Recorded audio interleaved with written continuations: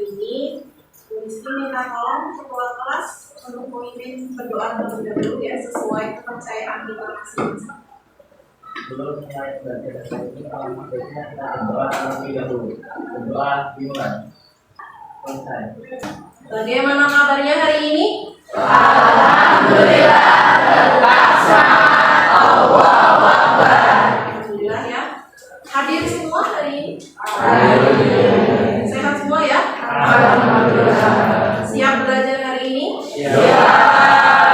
Kurang semangat? Siap belajar hari ini? Siap. Mantap ya, suaranya stabil. Ya, sebelumnya Bu Rizky mau cek konsentrasi kalian terlebih dahulu. Ketika Bu Rizky bilang tepuk tangan satu, maka silakan tepuk tangan satu kali.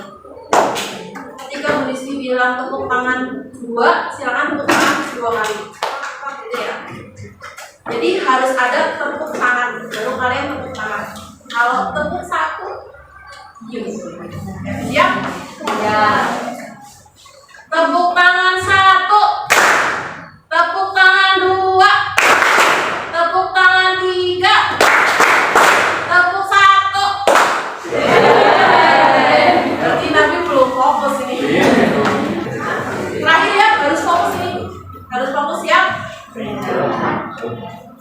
Tepuk tangan satu, tepuk tangan dua, tepuk dua.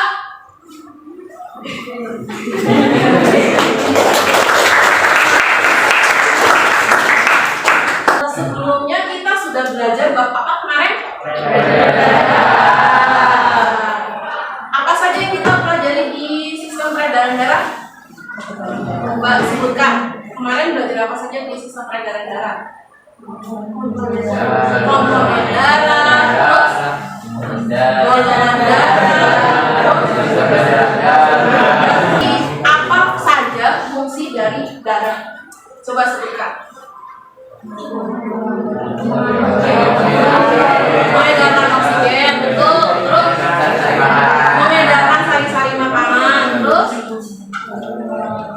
mengedarkan sisa metabolisme ya. Oke, salah satu fungsinya mengedarkan sari-sari makanan. Nah, sari-sari makanan itu diperoleh dari mana? Dari makanan. Sebelum bisa diedarkan harus diapa dulu? Harus dicerna oleh alat pencernaan. Oke, sebelumnya Bu Rizky ingin menyampaikan satu ayat nih dari Al-Quran. Hai sekalian manusia, makanlah yang halal lagi baik dari apa yang terdapat di bumi. Artinya di sini apa? Allah memerintahkan kita untuk memakan yang halal dan baik. Halal tidak hanya halal tapi juga baik.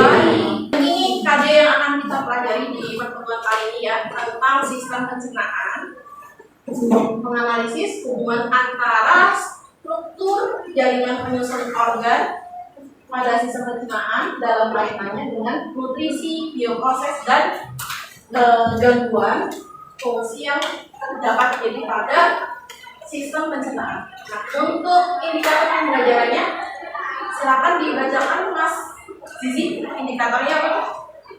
Indikator pembelajaran identifikasi zat-zat makanan yang diperlukan. Mengidentifikasi zat-zat makanan yang diperlukan oleh tubuh. Oke. Setelah ini silakan perhatikan video berikut ini ya. Tidak hanya itu, berat tubuh bisa tak lebih dari 6 kg saja, hingga tubuhnya terlihat tulang berbungkus kulit. Ya, coba setelah melihat atau mengamati tayangan video yang sudah Ibu tayangkan tadi ya, coba sampaikan 3 pertanyaan terkait video tadi. Ayo, ya, kelompoknya Mbak Nafis ya. Mengapa anak tersebut bisa mengalami Oke, mengapa anak tersebut bisa mengalami gizi buruk? Terus ada lagi? Ya. Ibu kira-kira upaya apa yang harus dilakukan untuk mencegah gizi buruk pada anak lain dan menangani gizi buruk pada anak tersebut? Ya. upaya apa yang bisa dilakukan untuk menangani dan mencegah anak yang mengalami gizi buruk ya yang kedua. Yang ketiga, ya, Apa saja yang disiapkan dalam rumah makanan untuk supaya gizinya terpenuhi? apa saja makanan yang harus disiapkan pada anak tersebut agar gizinya terpenuhi. Oke, ada 3 pertanyaan itu ya. Nah, sekarang sudah berkumpul sesuai kelompok ya? Sudah. Baik, Ibu bagikan terlebih dahulu ya. Silakan duduknya bisa disesuaikan.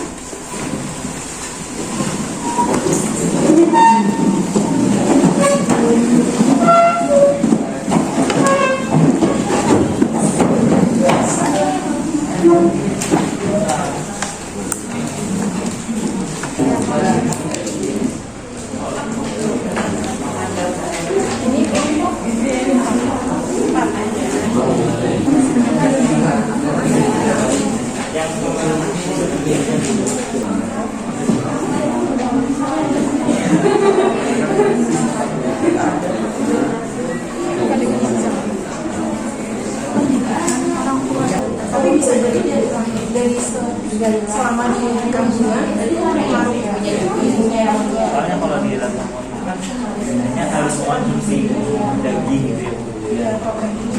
Jadi cuman lebih ke vitamin nggak sih kalau buah. Terus kalau lemak itu contohnya minyak, dalam kan Supaya kita gizinya sehat, itu tuh untuk menunjang ya, pertumbuhan. itu kita harus mengonsumsi seblak.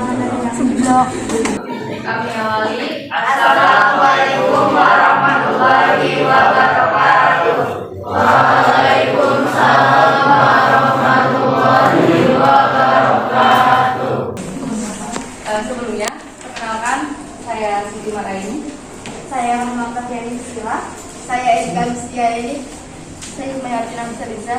Saya Nabila Nika Saputra dan saya Nawal Hanif Ramadan. Oke, baik, untuk mengefisiensikan waktu, langsung ke pertanyaan. Pertanyaan nomor 1 yaitu mengapa bisa terjadi gizi buruk pada anak tersebut? Gizi buruk terjadi karena anak tersebut tidak mengkonsumsi makanan yang kaya akan vitamin dan protein sehingga pertumbuhannya terganggu. Lalu juga bisa disebabkan oleh kurangnya konsumsi makanan pada ibu dari anak tersebut saat mengandung. Semua hal ini disebabkan karena faktor ekonomi dari keluarga. Bagaimana pengomokan makanan pada diagram PPH berdasarkan jenis makanannya? Yang pertama ada karbohidrat, contohnya pada padi-padian dan umbi-umbian. Yang kedua ada protein, contohnya pada pangan hewani. Dan yang ketiga ada lemak, contohnya pada minyak dan lemak. Dan yang terakhir ada vitamin, contohnya pada sayur dan buah. Dan terakhir yaitu kesimpulan. Jadi kesimpulan dari hasil diskusi yang sudah kami lakukan, gizi buruk terjadi karena kurangnya asupan gizi yang berguna untuk menunjang pertumbuhan. Zat-zat yang diperlukan oleh tubuh seperti karbohidrat, protein, mineral, vitamin, dan lemak, dan upaya preventifnya yaitu selalu mengonsumsi buah-buahan dan sayur serta makanan yang mengandung karbohidrat dan protein dengan seimbang. Pertanyaannya, bagaimana cara mengenal anak yang kurang gizi sejak dini? Mungkin bisa disebutkan ciri-cirinya. Baik, terima kasih atas pertanyaannya nih Pak. Jadi tadi ciri-cirinya untuk anak yang kekurangan gizi, misalnya seperti yang sudah kami diskusikan, yaitu berat badan saat lahir itu kurang normal dari anak-anak yang lahir biasanya. Anak-anak yang baru lahir biasanya normalnya itu 2 sampai 3 kilo. Gitu. Berarti kalau kekurangan gizi itu berarti kurang dari 2 sampai 3 kilo tersebut. Kemudian bisa dari bentukan tubuhnya, mohon maaf, agak kurus. Baik, sekian dari presentasi dari kelompok kami. Kami akhiri. Wassalamualaikum warahmatullahi wabarakatuh.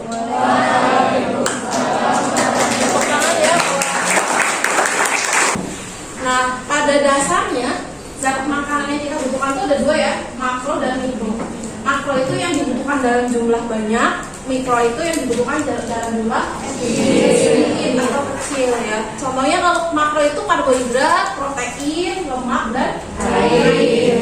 Kemudian Kemudian yang mikro ini contohnya vitamin dan mineral ya. Dibutuhkan tapi dalam jumlah sedikit, tapi harus tetap ada meskipun hanya dibutuhkan sedikit ya. Tidak bisa digantikan oleh yang lain. Ada yang bisa menyimpulkan pembelajaran yang sudah kita pelajari hari ini? Ya, Mas Rizky Sabi ya. Silakan berdiri terlebih dahulu. Kesimpulan dari pertemuan kita sudah, kesimpulan yang dapat kita ambil dari pertemuan ini adalah kita jadi mengetahui tentang betapa pentingnya menjaga pola makan agar seimbang dari gizi buruk, dan juga kita tahu dan makanan yang diperlukan oleh tubuh kita untuk pertumbuhan kita. Benar sekali.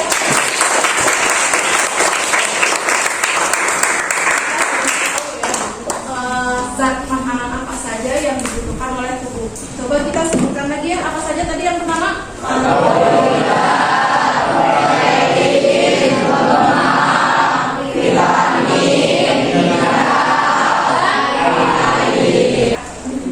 Kemudian coba setelah belajar tadi,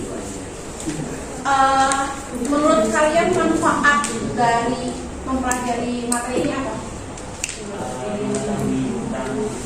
Coba Mas Nawal sampaikan. Berdiri. Manfaat yang kita pelajari pada pelajaran kali ini adalah mengetahui gizi-gizi penting yang berguna untuk pertumbuhan tubuh kita, seperti vitamin, mineral, lemak, karbohidrat, dan protein, untuk menjaga kesehatan tubuh kita dan pertumbuhan tubuh kita. Iya, betul sekali ya. Tepuk tangan.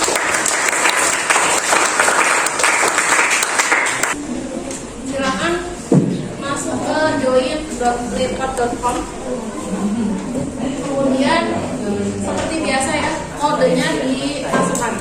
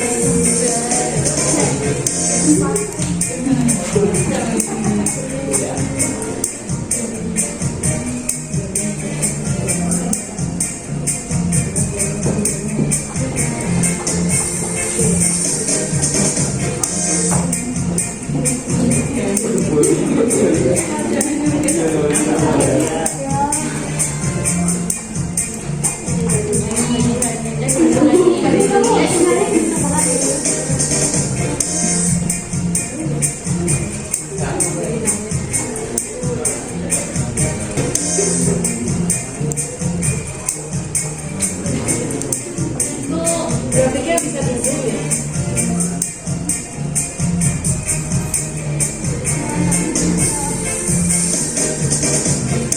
Siapakah yang menjadi pemenangnya? Tepuk tangan buat kami ya. Untuk pertemuan selanjutnya, silakan nanti baca berbagai artikel tentang bagaimana cara mengukur body mass index atau BMI dan BMR. Silakan nanti bisa dicari dari berbagai